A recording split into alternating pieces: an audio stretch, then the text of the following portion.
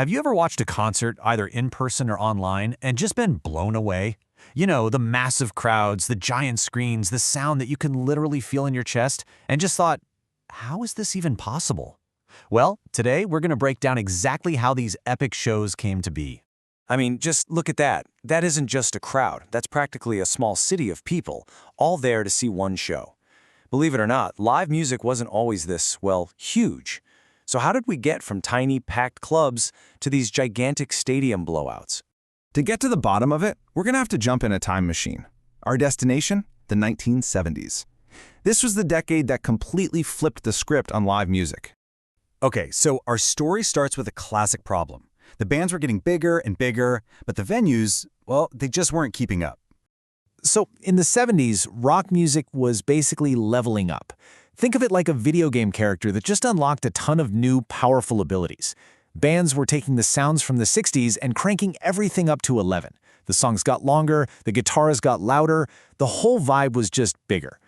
But there was a catch.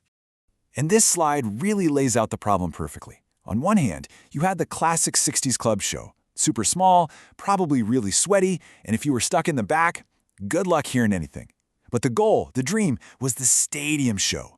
Tens of thousands of fans. Sounds so powerful it reaches every single person. So how do you bridge that gap? The answer, like it so often is, was technology. It was time for a serious hardware upgrade.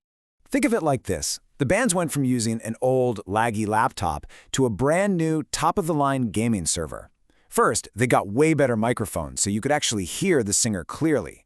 Then, they brought in monster amplifiers to make the guitars and drums absolutely thunder. To get that sound out to everyone, they built these insane walls of speakers. And to control it all, they had advanced mixing boards. Basically, the mission control center for the sound engineer to make sure it all sounded amazing instead of just like noise. So, with all this incredible new tech, the stage was literally set for something brand new. This wasn't just a gig anymore, it was the main event. And just like that, the biggest venues in any city, these giant sports stadiums, were suddenly in play for concerts. For the first time ever, bands could play for these absolutely massive crowds, turning a concert into a citywide event. And this new era gave us some true legends. You had bands like Led Zeppelin, known for their face-melting guitar solos and shows that would go on for hours.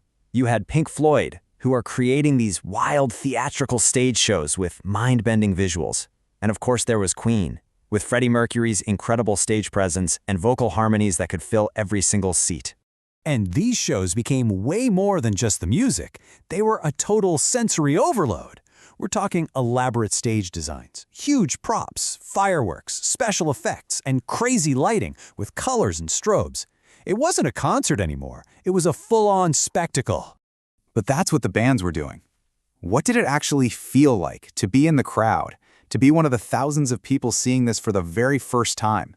50,000 plus. Just let that number sink in for a second. That's more people than live in a lot of towns, all in one place for one night. Can you even imagine the energy of a crowd that size?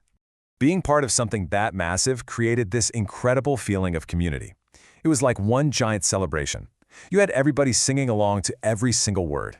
Getting a concert t-shirt wasn't just a souvenir, it was like wearing a team jersey. The whole atmosphere was just pure, electric excitement.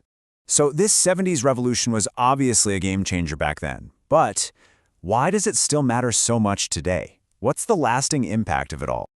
Well, for one thing, it's about the money. Stadium rock created a whole new economy. It wasn't just about ticket sales. You had all the merchandise, the t-shirts, the posters, and think of all the local jobs it created. People working at hotels, restaurants, you name it. A massive touring industry popped up just to support these shows. With road crews and truck drivers, it's a business that's still booming today. And the influence went so much further than just money. It completely shaped youth culture. It changed fashion, created these tight-knit communities of fans around bands, and inspired countless movies, TV shows, and commercials. It literally changed the way the media covered music. And that brings us to the biggest takeaway from all of this. Before the 70s, the music industry was really all about one thing: selling albums. But the stadium concert proved that live shows could be just as massive and just as profitable as the records themselves. It completely rewrote the rules of the music business, and those rules still apply today. The 70s gave us the epic stadium show we know and love. So that leaves us with one last thing to think about.